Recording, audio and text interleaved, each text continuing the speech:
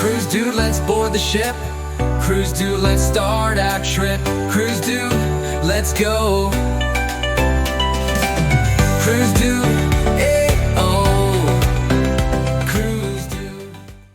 Welcome to the Carnival Firenze. This Vista-class ship originally set sail in 2020 with Costa Cruise Lines before making the jump to Carnival in 2024.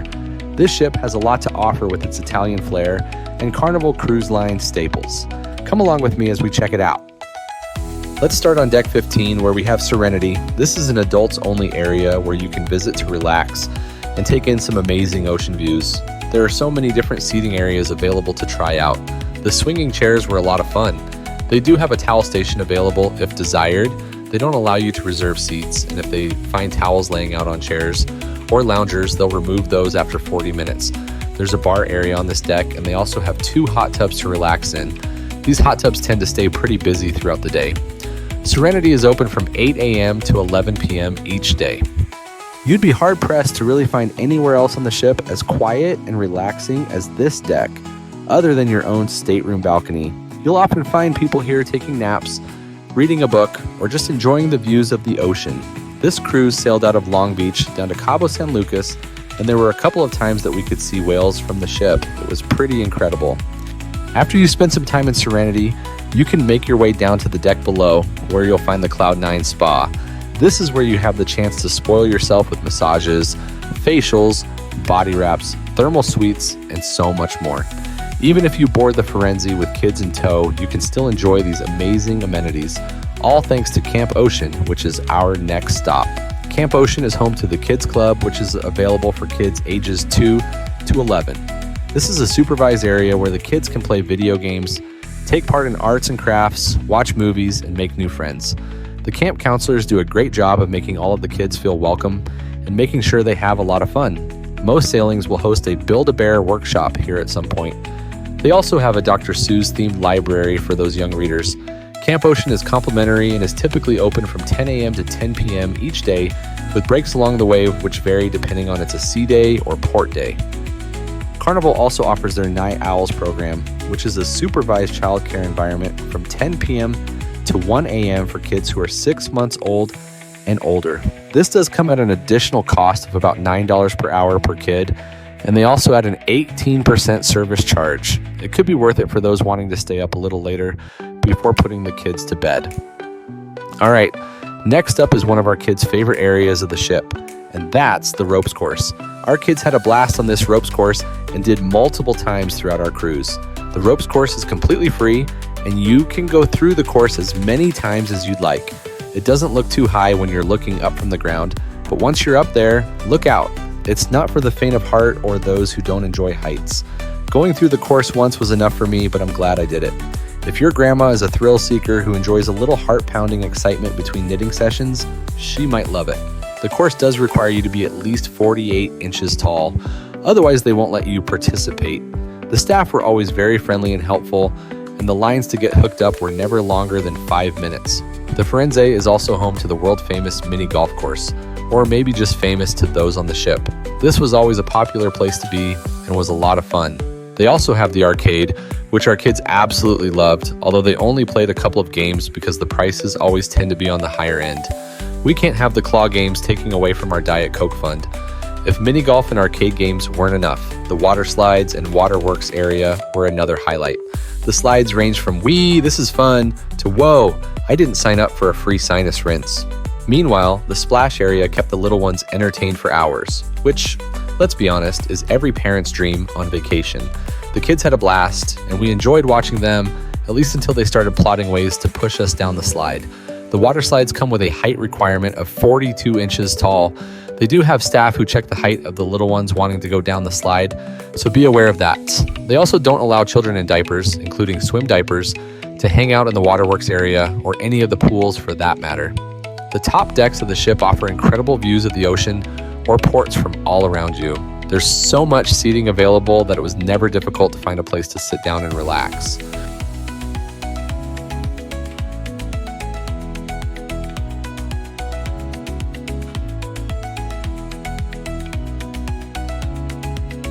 Now let's check out the other side of Deck 11.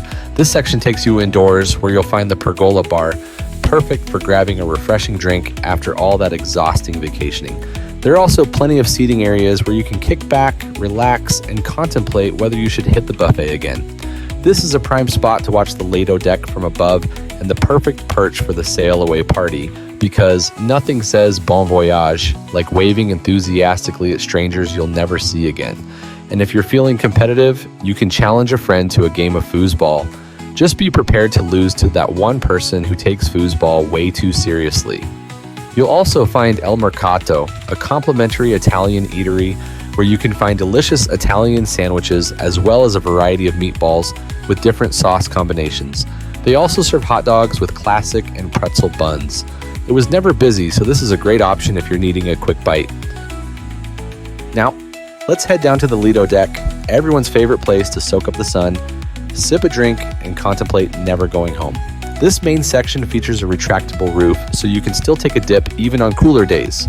Just a heads up though, the pool is not heated, so it's less of a relaxing soak and more of a polar plunge challenge. On the bright side, that means it's never too crowded, and finding a seat, even on sea days, is surprisingly easy. If you need something to warm you up after that refreshing swim, just step over to Rococo, the bar conveniently located near the pool. And, of course, this is also the spot for the famous sail away party, a fantastic way to kick off your vacation with music, dancing, and at least one person already regretting their choice of footwear. So, grab a drink, hit the dance floor, and start your trip off right.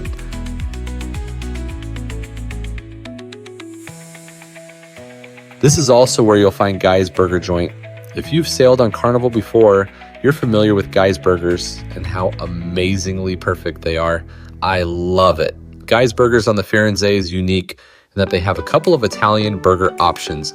These include the pepperoni pizza burger and the super melty moots. They were interesting, but I'd still stick with one of the original options. This was always extremely busy unless you got there right when it opened or as it was about to close. They also have Tomadoro, a really good option with a twist of Mexican and Italian favorites. They also have delicious breakfast burritos that you should try. The Java Blue Cafe is in the other corner, where you can get coffee and other baked treats, although these do come at an extra cost.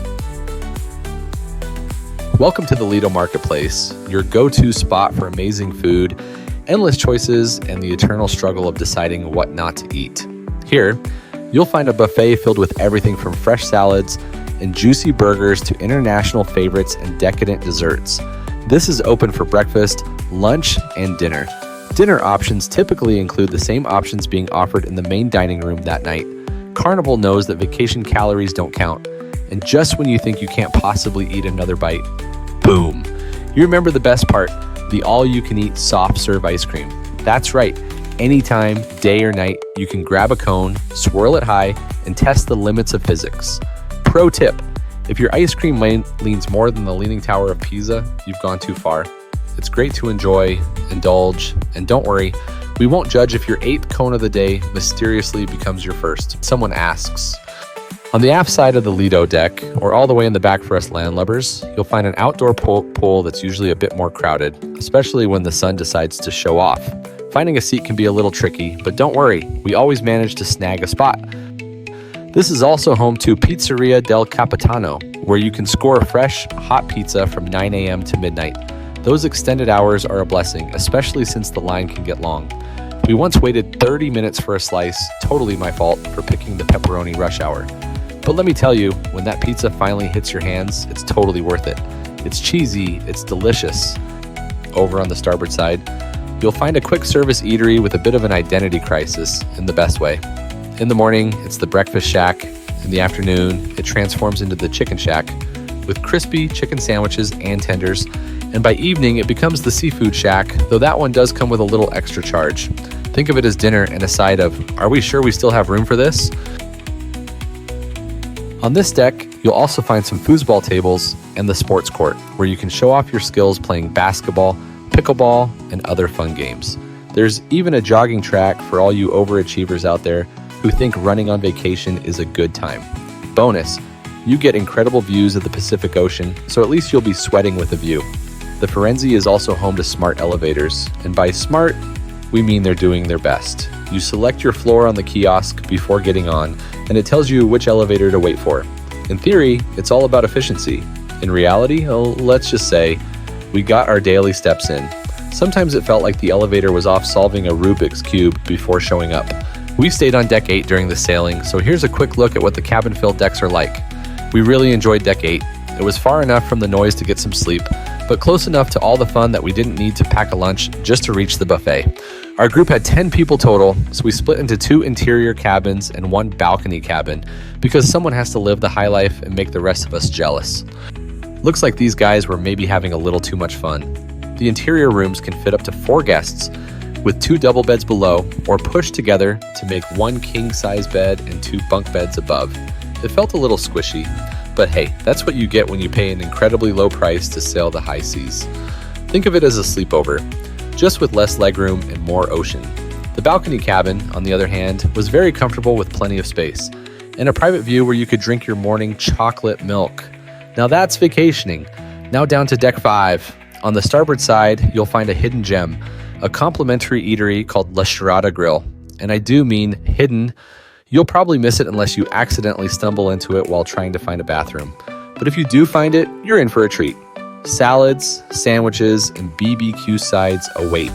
It's only open for limited hours, usually on sea days, so consider it a delicious little scavenger hunt. Deck 5 is also home to many of Carnival's specialty restaurants, starting with Fahrenheit 555, the upscale steakhouse. Here, you can get mouth-watering steaks and premium cuts of meat in a swanky setting. Yes, you can order the filet mignon in the main dining room for an extra charge, but the ambiance at Fahrenheit 555 doesn't include a toddler throwing chicken nuggets at the next table. So, worth it. Then there's Bonsai Sushi, a full-service sit-down restaurant offering soups, salads, appetizers, and of course, sushi. If raw fish wrapped in seaweed is your love language, this is your spot. Right across the way is Bonsai Teppanyaki, one of Carnival's most popular specialty restaurants. Open for lunch and dinner, this spot gives you dinner and a show, with expert chefs slicing, dicing, and flipping shrimp like they're auditioning for Iron Chef Cruise Edition. From filet mignon to lobster, you'll leave full, impressed, and possibly wondering how you can install a hibachi grill in your kitchen. Then we have El Viaggio, Carnival's Italian specialty restaurant, because nothing says cruise vacation like a veal chop with a name you can't pronounce. The menu includes Italian favorites like Pollo Parmigiana pizza and Lombata Milanese veal chop. Reservations are recommended because this place gets busier than the pool deck on a sea day. Next up is the Moda Bar and Lounge, exclusive to guests staying in Terrazza Staterooms.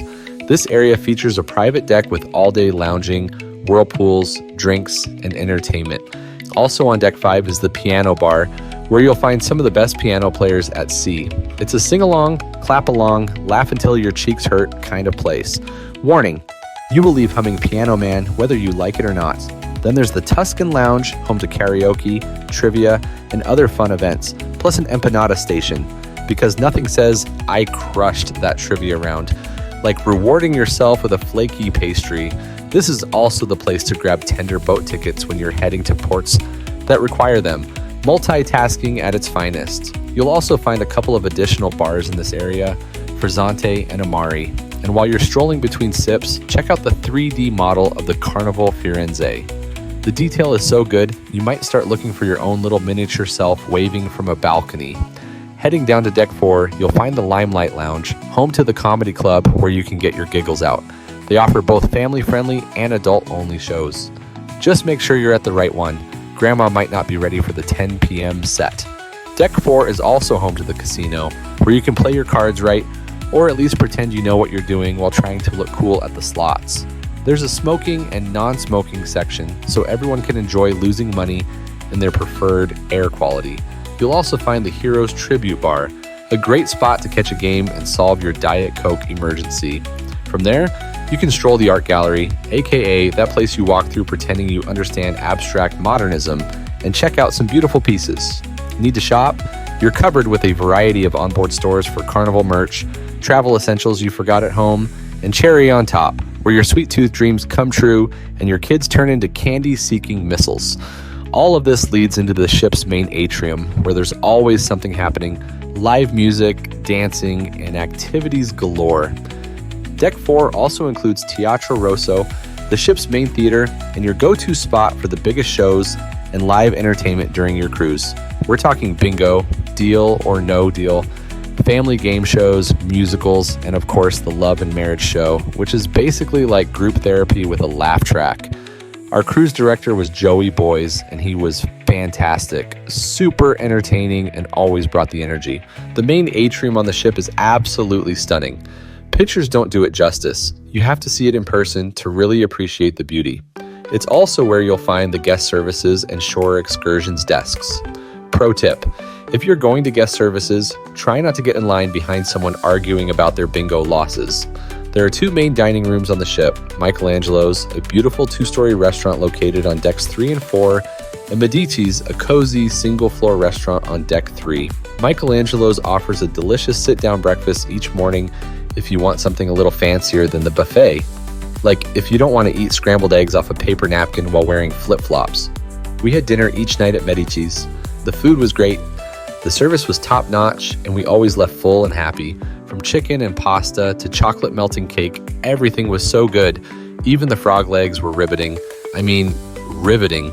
They had live entertainment most nights too, which made it feel like dinner and a show, or at least dinner with someone singing Sweet Caroline in the background. Each night's menu had a special theme, like Mexican night when we docked in Cabo San Lucas, Italian night with enough pasta to make Nonna proud, and so much more. The variety of main courses and desserts left absolutely nothing to be desired, except maybe a second stomach. To sum it up, the Carnival Firenze was an incredible ship, and we'll definitely be sailing on her again. It's a beautiful vessel, packed with fun for all ages and itineraries that are hard to beat.